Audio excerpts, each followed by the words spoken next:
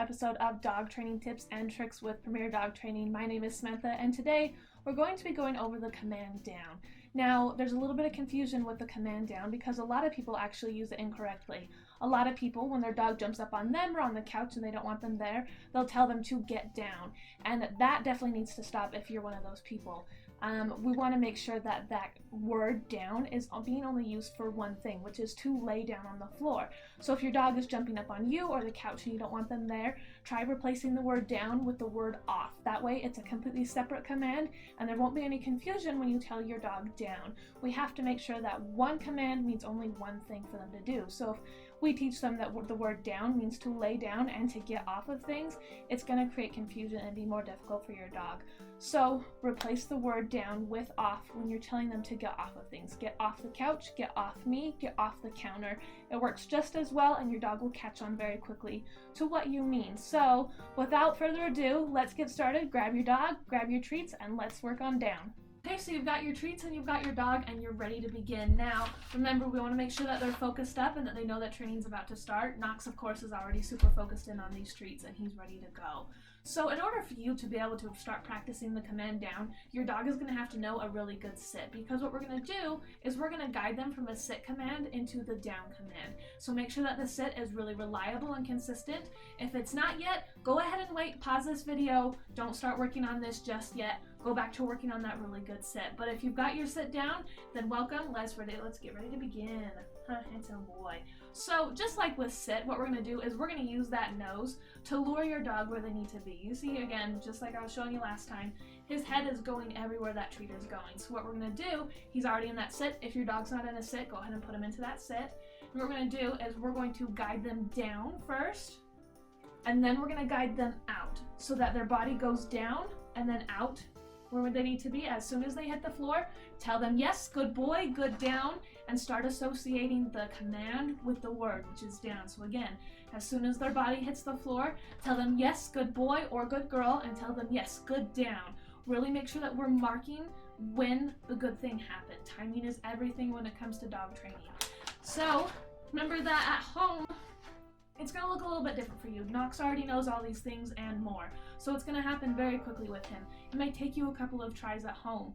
A lot of dogs, when we're first teaching them the command down, we'll guide them down with the treat and then we'll guide them out, but then they'll just stop. They won't want to go for it. So really bring it back, get them interested, keep it close to their nose, let them taste it, let them really just get a drive for it, and then try to continue to bring them out. Have patience with your dog, get a little bit creative, but mostly you just need to keep their attention on that treat.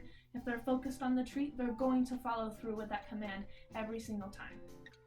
Okay, so let's try it one more time. So we're going to make sure that they know that the treat is right there. They're going to be interested in it. They're already in that sit. We're going to guide them down and out. Yes, good boy, good down. Yes, good boy. Remember, I'm not telling Knox the word beforehand just because he already knows it and he would plop right down, just so I can show you guys what it'll look like. Another interesting thing that you can do once your dog knows a good sit and a good down is you can start introducing puppy push-ups, which was where they go from a sit to a down, into a sit, into a down, and over again, right? As many times as you can get them to do it. So to get them back up into the sit from the down, a lot of dogs, if you ask them, they won't pop right back up. So what you can do is, again, we can use the nose and we can guide them up and we can tell him sit.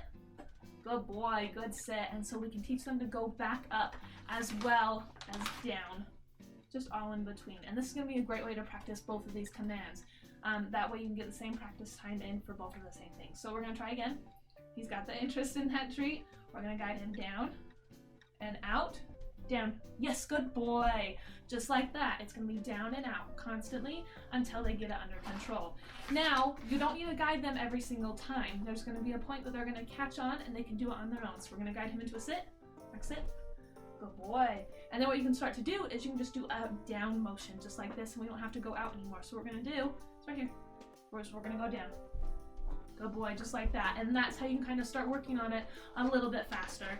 And then once they get really good at it, Knox it. Knox down.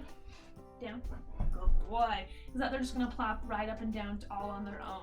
Once you've got your dog consistently going into a down just by asking them, that's when you can move on to the staying part of the command. Now remember, we're not going to use the word stay. When we tell them a command, they need to stay in it and follow through with it until they've been told otherwise. So remember, what you're gonna do is you're gonna tell them down. They're gonna go right down. You're gonna pause and wait several seconds before rewarding them with that treat, to teach them that they need to wait until they're told something else before they start to move. So let me give you an example here. Let's get Knox back up into a sit.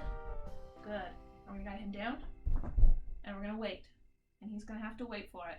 Keeping the treat within their vision is going to be a really good way to get them to focus and stay right there, and see how long you can get your dog to stay. It might only be a couple of seconds in the beginning, but after a while, they'll be able to get into that down and staying there for several minutes. Okay, let's go over the same part one more time. Knox, sit. Good boy. Down. And remember, you're just going to tell them down, and you're just going to hold on to that treat for a little bit. See how long you can push them to do it. A lot of dogs will get impatient and they'll move, they'll walk away. Get their attention again with the treat, tell them down, and make them wait again.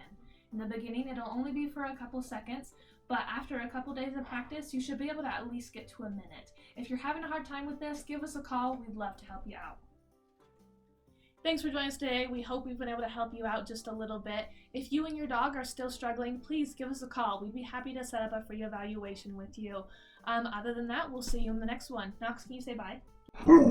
Yeah, good boy.